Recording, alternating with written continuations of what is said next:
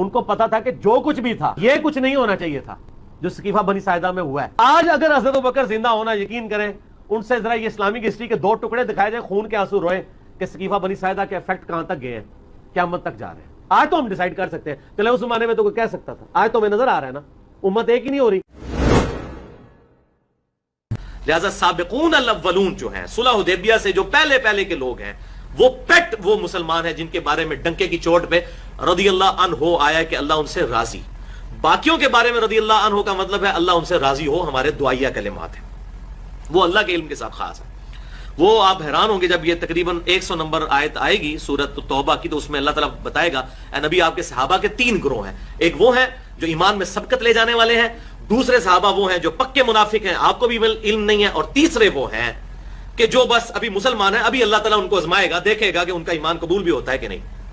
تو یہ اسی میں آگے آتا ہے رضی اللہ عنہ. تو وہ پیش کر کے تو سب پہ لگا رہے ہوتے ہیں, سب نہیں ہے. سب اگر یہ ہوتے تو ہزاروں لوگ مولا ابو بکر رضی اللہ تعالیٰ عنہ کے ساتھ بغاوت کر دیتے, یا مسلمہ کذاب کے ساتھ مل کے جو ہے وہ جھوٹے پیغمبر کے اوپر ایمان لے آتے.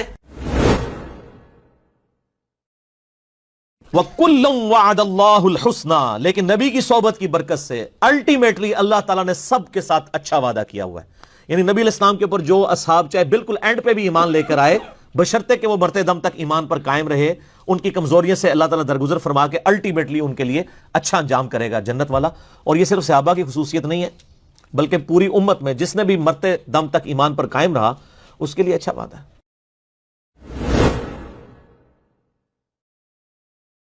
محمد الرسول اللہ, محمد صلی اللہ علیہ وسلم اللہ کے رسول ہیں. والذین معہ, اور جو ان کے ساتھی ہیں, اشداء علی الکفار, وہ کافروں پر تو بڑے سخت ہیں, رحماء بینہم, لیکن آپس میں بڑے نرم دل ہیں, ایک دوسرے کا خیال رکھنے والے. لیکن یاد رکھیے گا یہ تمام صحابہ کے بارے میں نہیں ہے, یہ صلح حدیبیہ کے موقع پر آیات نازل ہوئی ہیں. اس سے مراد بعد کے لوگ نہیں ہیں, یہ وہ 1400 صحابہ کی شان ہے. اسی لیے میں نے اوپر وہ آیت رکھی تھی کہ اللہ کس سے راضی ہوا, صلح حدیبیہ کے, اور انہی کے کانٹیکسٹ میں یہ آخری آیت اسی صورت کی آ رہی ہے کہ یہ وہ صحابہ ہیں. اب یہ پکڑ کے وہ فتح مکہ کے بعد جو معافی مانگ کے مسلمان ہوئے, پوری زندگی اسلام کی پیٹھ میں چھرا گھونپتے رہے اور بعد میں موت کے ڈر سے کلمہ پڑھ لیا, ان کے اوپر یہ آیات لگانا تو یہ قرآن پاک کے ساتھ خیانت کرنا ہے اور اپنا لقمہ قرآن کے منہ میں ڈالنے والی بات ہے. اس سے بڑی کوئی خیانت نہیں ہو سکتی. تو یہ میں نے کانٹیکسٹ کے طور پہ بتایا کہ یہ کس کے لیے, وہ 1400 صحابہ جنہوں نے اصحاب شجرہ جن کو کہا جاتا ہے. صحابہ کے زمانے میں جو مصحف ہے نا, یہ مصحف قرآن ریٹن فارم میں, یہ کسی صحابی کے پاس نہیں تھا. یہ چند ایک نسخے تھے جو آپ علیہ السلام نے لکھوائے تھے, سینکڑوں میں بھی نہیں تھے, درجنوں میں بھی نہیں تھے, 1 درجن سے کم نسخے تھے. تو صحابہ کرام قرآن پڑھا کرتے تھے زبانی. تو زبانی قرآن پڑھنے والوں کو اگر ثواب مل رہا ہے تو موبائل پہ پڑھنے والے کو کیوں نہیں ملے گا؟ تو 2 کام کر رہا ہے کہ زبانی بھی پڑھ رہا ہے اور حروف بھی دیکھ رہا ہے. باقی جو آپ نے تیسرا ثواب نکالنا ہے کہ جی وہ قرآن چونکہ جب تک مصحف ہاتھ میں پکڑا ہوگا, یہ پکڑنے کا ثواب الگ سے ہے, یہ تیسرا ثواب ہے. اس کو پکڑ کے رکھیں یہ ایک ثواب ہے, اس کے الفاظ کو دیکھیں یہ دوسرا ثواب ہے, اور پڑھنا تیسرا ہے. تو 2 ثواب تو مل رہے ہیں ان کو جو موبائل پہ پڑھ رہے ہیں. صحابہ کو تو 1 ثواب ملتا تھا, وہ زبانی پڑھتے تھے. موبائل پہ پڑھنے والے کو 2 ثواب مل رہے ہیں, وہ دیکھ رہے الفاظ اور پڑھ بھی رہے.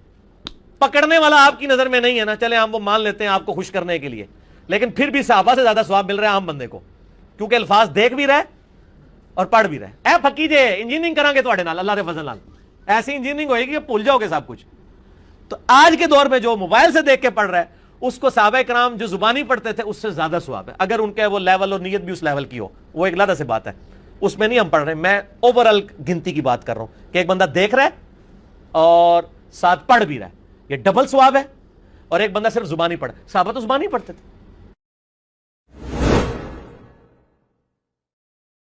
بخاری اور مسلم کی متفق علیہ حدیث ہے, درجنوں حدیثیں ہیں بخاری اور مسلم میں کہ آپ نے فرمایا کہ میرے حوض کوثر پر میرے صحابہ لائے جائیں گے, میں کہوں گا اصحابی اصحابی, تو مجھے بتایا جائے گا یا رسول اللہ صلی اللہ علیہ وسلم یہ لوگ آپ کی وفات کے بعد آپ کے دین سے الٹے قدم پھر گئے تھے اور انہوں نے دین میں بدعتیں جاری کر دی تھیں. آپ فرماتے ہیں پھر میں کہوں گا سحقن سحقن لمن غیر بعدی, سحقن سحقن لمن بدل بعدی, ان پر پھٹکار ہو جنہوں نے میری وفات کے بعد میرے دین کو بدل دیا, ان کو مجھ سے دور کر دو جنہوں نے میری وفات کے بعد میرے دین کو بدل دیا. اس میں الفاظ ہیں اصحابی اصحابی, مولوی اس کا ترجمہ کر دیتا ہے امتی امتی. حضور کو امتی کا لفظ نہیں آتا تھا, امتی بھی عربی کا لفظ ہے. یہ اصحابی، یہ تعویل خاص کے اعتبار سے ان صحابہ کے بارے میں ہے جو حضور کے بعد اپنا دین چھوڑ گئے تھے. وہ قانوناً صحابہ تھے لیکن ایکچوئل وہ صحابہ نہیں تھے.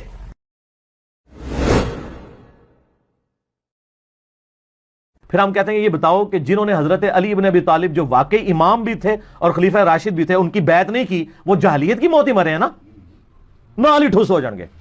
حالانکہ واقعی جاہلیت کی موت ہے وہ، کیونکہ وہ امام برحق ہے. نبی الاسلام پیچھے کھڑے ہیں. جنگ جمل صفین ایروان کے اوپر تو نبی الاسلام کی یعنی پروفیسیز موجود ہیں بخاری مسلم کے اندر. آپ دیکھیں نبی صلی اللہ علیہ وسلم نے جو دعوت کھڑی کی تھی کتنی آپ نے تزکیہ کیا ہے، لیکن 30 سال کے بعد جب اس دعوت کے اندر دراڑیں ڈلی ہیں، کس بنیاد پہ ڈلی ہیں؟ مال کے فتنے کی وجہ سے.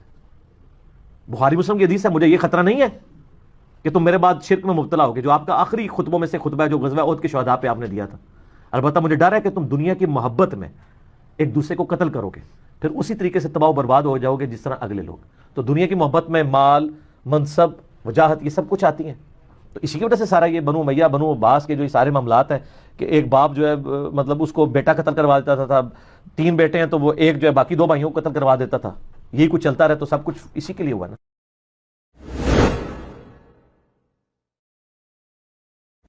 مولانا اسحاق رحمہ اللہ تعالیٰ کا موقف ٹھیک ہے کہ امت میں مسلمانوں کے سیاسی طور پر پولیٹیکلی گورنمنٹ لیول کے اوپر جو امت میں خلیفہ اول ہیں وہ سیدنا ابو بکر الصدیق رضی اللہ تعالیٰ عنہ علیہ السلام ہے، اور امت میں روحانی طور پر نبی صلی اللہ علیہ وآلہ وسلم کے جو خلیفہ اول ہیں وہ سیدنا علی بن ابی طالب. آپ نے تلاوت کر کے کہا کہ میرے صحابہ کیا تم میرا حق ولایت یا حق سرپرستی اپنے اوپر تسلیم کرتے ہو؟ تو آپ نے پھر فرمایا من کنت مولا ہوں، پھر جس کا سرپرست اور آقا اور مولا میں ہوں فعلی مولا ہوں، پھر علی بھی اس کا مولا ہے.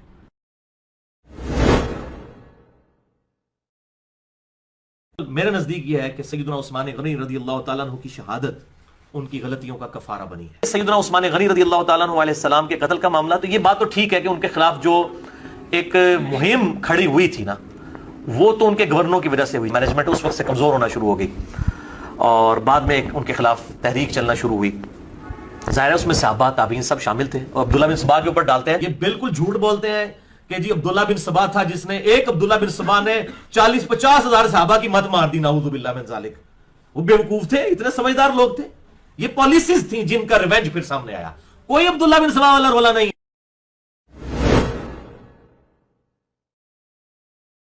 عبد الرحمن بن عوف رضی اللہ تعالیٰ عنہ اور حضرت خالد بن ولید رضی اللہ تعالیٰ عنہ کا جھگڑا ہوا تو جذبات میں آ کے خالد بن ولید نے عبد الرحمن بن عوف کو گالیاں دی. تو نبی علیہ السلام تک شکایت پہنچی. آپ نے حضرت خالد بن ولید کو بلا کے ڈانٹا اور فرمایا کہ تو میرے صحابہ کو برا مت کہہ. حالانکہ خالد بن ولید بھی صحابی تھے لیکن ان کو آپ صلی اللہ علیہ وسلم نے صحابی نہیں کہا، اس لیے کہ وہ قانوناً ضرور صحابی تھے لیکن وہ اس وقت میں صحابی ہوئے جب اسلام کا گولڈن پیریڈ شروع ہو گیا.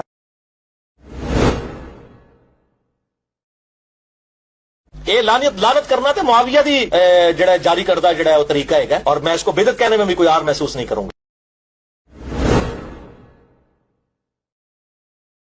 معاویہ نے اپنے سامنے حضرت مغیرہ ابن شعبہ رضی اللہ عنہما ان سے جو ہے وہ گالیاں دلوائیں، لعنت کروائی.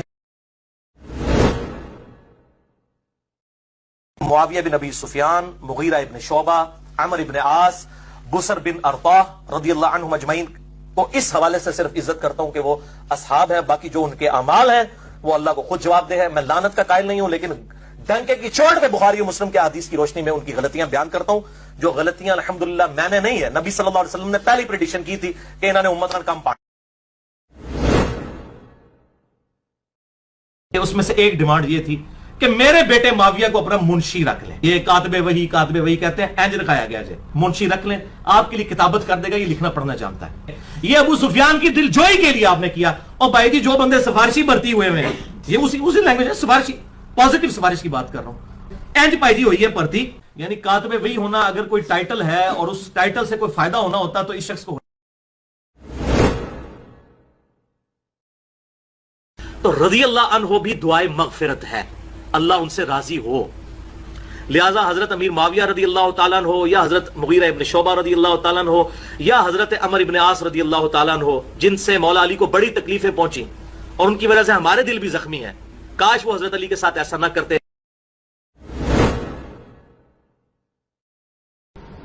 معاویہ کی خاک ناک آلود ہو, اللہ کی لعنت ہو ان پر جنہوں نے بغض علی کی وجہ سے رسول اللہ کی سنت کو چھوڑ دیا. اللہ کی لعنت ہو ان پر جنہوں نے بغض علی کی وجہ سے رسول اللہ کی سنت کو چھوڑ دیا. یہ ابن عباس نے لعنت بھیجی. آپ حیران ہوں گے کہ یہ ناسبیت اس زمانے میں بھی کس طرح گھس چکی تھی. یہ ترمذی میرے ہاتھوں میں ہے, اوریجنل جے پی جی آپ کو لگا دیں گے. 3734 میں جب یہ حدیث ابن عباس کہتے ہیں نا کہ سب سے پہلا شخص جس نے نبی علیہ السلام کے ساتھ نماز پڑھی وہ علی ہے, اس کے اوپر آگے کامنٹس ہیں امام ترمذی کے. وہ کہتے ہیں بعض محدثین کا کہنا ہے کہ مردوں میں سب سے پہلے اسلام لانے والے ابو بکر ہیں. حضرت علی 8 برس کی عمر میں مسلمان ہوئے اور عورتوں میں سب سے پہلے حضرت ختیجہ لائیں ایمان. اوپر لکھ رہے ہیں صحابی کا قول اور آگے لکھ رہے ہیں بعض بابوں نے فرما دیا ہے. ابن عباس کہہ رہے ہیں کہ پہلا شخص جس نے نبی علیہ السلام کے ساتھ نماز پڑھی وہ حضرت علی ہیں, اور آگے امام ترمذی کا لکھ رہے ہیں لیکن بزرگ فرماتے ہیں, حضرات فرماتے ہیں فرقہ وارانہ جو بیماری ہے چاہے پرانے بابوں میں ہو یا نئے بابوں میں, چاہے سلف میں ہو یا خلف میں, فرقہ واری تو فرقہ واری. حدیث ہے ترمذی کی 3735, اس میں آپ دیکھیں کتنی خطرناک بات آ رہی ہے. تو ابراہیم نخعی تابعی ہے اور تابعی بھی جونیئر تابعی ہے, سینئر تابعین میں بھی نہیں آتا. وہ فوراً کہتا ہے, عمر کہتے ہیں کہ ابراہیم نخعی نے میری اس بات کا انکار کر دیا اور کہا نہیں سب سے پہلے تو ابو بکر ایمان لائے تھے. اور تنوں کوئی پوچھے تو ابو بکر کا زمانہ پایا, تو عمر کا بھی زمانہ پایا. اور آپ یہ میں آپ کو بتا رہا ہوں کہ آل امیہ میں کس قدر بغض اہل بیت انہوں نے گھول دیا تھا. ناصبی محمد بن قاسم کو لے کے آتے ہیں جی وہ آیا تھا, اور وہ آیا اس لیے تھا میرے بھائی وہاں سے اہل بیت تھے, وہ اپنی جانیں بچا کے ہجرت کر کے سندھ میں آئے تھے, راجہ دائر نے ان کو پناہ دی ہوئی تھی.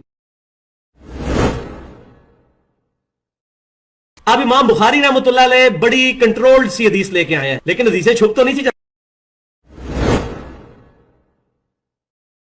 اگر صرف یہ کہہ رہا ہو حدیث پڑھنی نہیں چاہیے, یہ حدیث بیان نہیں کرنی چاہیے, تو پھر ہم کہیں گے کہ ایسے سلف کے ختنے چیک کرنے چاہیے کہ وہ مسلمان بھی ہے کہ نہیں. تو میں تو پھر وہ ایک مہذب الفاظ استعمال کرتا ہوں کہ ایسے سلف کے پھر خطرے چیک کرنے چاہیے. پھر ہم سلف سے پہلے اس کا لائسنس چیک کریں گے کہ وہ مسلمان بھی ہے کہ نہیں, بغیر نام لی. تو آج اگر ابن تیمیہ زندہ ہوتا, میں پاکستان کی عدالت میں کیا انٹرنیشنل عدالت میں اس کے خلاف مقدمہ کرتا ہے, اس نے جو قرآن و سنت کے ساتھ مذاق کیا ہے. یہ کون سی ڈاکٹرائن امت کو دے رہے ہیں, یہ تو بیڑا غرق ہو جائے گا, گلی گلی قتل عام ہوگا. اس طرح کا گستاخ رسول جن لوگوں نے حضرت عیسیٰ کی مورتیاں سجائی ہوئی ہیں اپنے گرجوں کے اندر. ابن تیمیہ میں نے بتایا کہ میں پھکی دے رہا ہوں ان کو, اینٹی وینم دے رہا ہوں, لاجیکل آنسر الزامی جواب کے طور پہ بات کر رہا ہوں. بخاری میں بھی موجود ہے, بخاری میں تو وہ الفاظ نہیں ہیں, لیکن انہوں نے حوالہ لکھا صحیح مسلم انٹرنیشنل نمبر کے مطابق 6488. جب مسلم کا آپ 6488 حوالہ لکھیں اور آپ آدھی حدیث لکھیں گھوڑوں کے دموں کی طرح حنفیوں والا آپ کام کریں تو ہم تو کہیں گے نا علمی خیانت ہے. آدھی حدیث لکھی کہ آپ صلی اللہ علیہ وسلم نے فرمایا میرے صحابہ کو برا مت کہو, اگر تم احد پہاڑ کے برابر سونا خیرات کر دو تو تم میرے صحابی نے جو ایک مد گندم 600 گرام آج کا آدھا کلو بنتا ہے اس کے آدھے کو بھی نہیں پہنچ سکتے. صحیح بخاری میں یہ الفاظ ہے, لیکن انہوں نے حوالہ دیا مسلم کا, بخاری مسلم کے دونوں میں.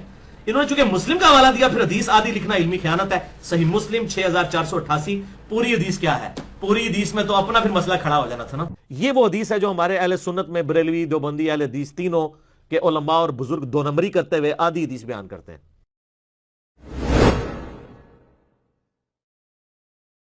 اب کافر ہیں تو کون سے کافر ہیں؟ کیا وہ اہل کتاب کافر ہیں یا بت پرست کافر ہیں؟ بت پرست تو نہیں ہے. اچھا, اب اہل کتاب پہ آ جائیں. اہل کتاب جو آپ کے نبی کو جھوٹا مانتے ہیں نعوذ باللہ, اور جو ان کی کتابیں جو تورات اور انجیل ہیں ان کو ٹیمپرڈ فارم میں مانتے ہیں, ان کا سٹیٹس یہ ہے, ان کی عورتوں کے ساتھ نکاح, ان کا ذبیحہ بھی حلال ہے. اب ذرا قادیانیوں کی طرف آ جائیں.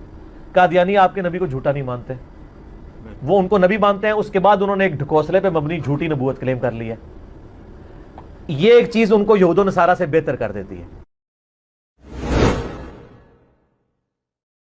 مرزا غلام احمد قادیانی نے کہاں خطا کھائی ہے جس میں اس نے اپنے آپ کو ذلی نبی کا دعویٰ کیا ہو. دیکھیں جی, اس کے اوپر غامدی صاحب نے کافی ورکنگ کی ہے, آپ ان کی یوٹیوب پہ ویڈیوز دیکھ لیں.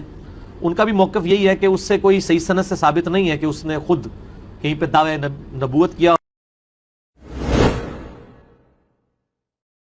تو میں اس لیے یہ لینیٹ گوشہ رکھتا ہوں غامدی صاحب کے لیے اور اس طرح کے انٹلیکچوئل لوگوں کے لیے کہ اس وقت میرے بھائیوں ان انٹلیکچوئل پرسنالٹیز کے خلاف پورے پراپوگنڈا کرنے کے باوجود تمام مکاتب فکر کی طرف سے ان کے ویورز کی تعداد بڑھ رہی ہے. اس کی وجہ یہ ہے کہ ان کی کئی باتیں واقعی اتنی مضبوط ہیں جس میں ان باتوں میں وہ حق پر ہے. میوزک کے بارے میں میرا موقف ڈھیلا ہے اس لیے میں سکوت اختیار کرتا ہوں. میں اس میں صرف کہوں گا کہ آپ غامدی صاحب کا جو موقف ہے نا میوزک کے بارے میں وہ دیکھ لیں. وہ ٹھیک ہے, میں ٹھیک غلط نہیں کر رہا, آپ دیکھ لیں. اور میری الحمدللہ شروع سے عادت ہے جس فیلڈ میں ایکسپرٹیز ہے میں اس کو اسی کو ریکمینڈ کرتا ہوں. اگر یعنی جدید مسائل کے اوپر بات ہوگی تو میں آپ کو یعنی یوسف القرضاوی کی طرف ریفر کروں گا, جاوید احمد غامدی صاحب کی طرف ریفر کروں گا. مباہلہ غیر نبی کے لیے کرنا حرام ہے, یہ صرف نبیوں کی خصوصیت ہے. یا وہ شخص پہ نبی ہونے کا دعویٰ کرے کہ میں نے حق واضح. صلی اللہ علیہ وآلہ وسلم نے فرمایا میری امت اس وقت تک میری سنت پر قائم رہیں گے جب تک وہ افطار کے لیے ستاروں کے انتظار نہیں کریں گے, ستاروں کے نکلنے کا انتظار نہیں کریں گے. یعنی اتنا لیٹ نہ کریں کہ آسمان پہ سیاہی چھا کر ستارے نظر آ جائیں تو وہ خیر و برائی پر قائم رہیں گے. لہٰذا اہل تشیع جو 8 سے 10 منٹ کا ڈیلے کرتے ہیں وہ اس میں شامل نہیں ہے. 3-4 منٹ کا تو ہم بھی کر رہے ہوتے ہیں, ٹھیک ہے. یہ 8 سے 10 منٹ کا ڈیلے نہیں بلکہ 25 سے 30 منٹ کا ڈیلے اس کیٹیگری میں فال کرے گا. 25-30 منٹ ڈیلے کر دینا اس چیز کی ممانعت ہے اور یہ یہود و نصارہ کا طریقہ ہے. جو اہل تشیع والا معاملہ ہے 8 سے 10 منٹ والا وہ اس کیٹیگری میں فال نہیں کرتا. یہ بڑی امپورٹنٹ بات ہے اور وہ ہے ٹکی کے اوپر سجدہ کرنا. یہ مٹی کی ٹکی رکھ کر. تو اس میں بھی بھائیو جذباتی ہونے کی ضرورت نہیں ہے. یہ بات بالکل حقیقت ہے کہ اہل سنت کے آپ محدثین کی کتابیں اٹھائیں. امام ترمذی نے پورا باب باندھا ہے چٹائی پر نماز پڑھنے کا جواز. اس سے ہی آپ ذرا اندازہ لگا لیں, چٹائی پہ نماز پڑھنے کا جواز. جواز کا مطلب ہے کہ جائز ہے. جیسے ننگے سر نماز پڑھنا جائز ہے لیکن سر ڈھانپ کے پڑھنا افضل ہے. نبی صلی اللہ علیہ وسلم کا عمل نہیں تھا کہ آپ چٹائیوں یا قالینوں پر نماز پڑھتے تھے, حالانکہ اس وقت پاسبلٹی موجود تھی. آپ صلی اللہ علیہ وسلم لائیو زمین پر نماز پڑھا کرتے تھے. بخاری اور مسلم کی متفق علیہ حدیث ہے, آپ کو پتہ ہے وہ شب قدر والی, کہ آپ صلی اللہ علیہ وسلم نے فجر کی نماز کا سلام پھیرا تو اس رات بارش ہوئی تھی تو صحابہ نے نبی صلی اللہ علیہ وسلم کے ماتھے پر کیچڑ کے نشان بھی دیکھے. تو آپ صلی اللہ علیہ وسلم لائیو زمین پر نماز پڑھا کرتے تھے اور اس سنت پر اس وقت صرف اہل تشیع عمل کر رہے ہیں. اور ترتیب میں ویسے تو یہ شیعہ کو کہتے ہیں نا, وہ بھی جھوٹ بولا. ویسے شیعہ پہلے پاؤں دھوتے ہیں, شیعہ پاؤں پہلے نہیں دھوتے ہیں, وہ ویسے مٹی صاف کر ہوتے ہیں. وہ بھی چہرے سے ہی وضو شروع کرتے ہیں, پاؤں پہ اینڈ پہ مسح کرتے ہیں. وہ تو میں نے بتایا مصنف ابن ابی شیبہ میں اکرمہ جو تھے ابن عباس کے شاگرد, وہ بھی پاؤں پہ مسح کے قائل تھے. تو اسی جرابہ نے مسح کی قائل کر رہے ہو, اسی بغیر جرابہ نے بھی مسح کے قائل ہیں. صحابہ پہ جو شک کرے بھوکے یا بک بک کرے اس پہ لعنت بے شمار. تبارك الذي نزل الفرقان على عبده ليكون للعالمين نذيرا.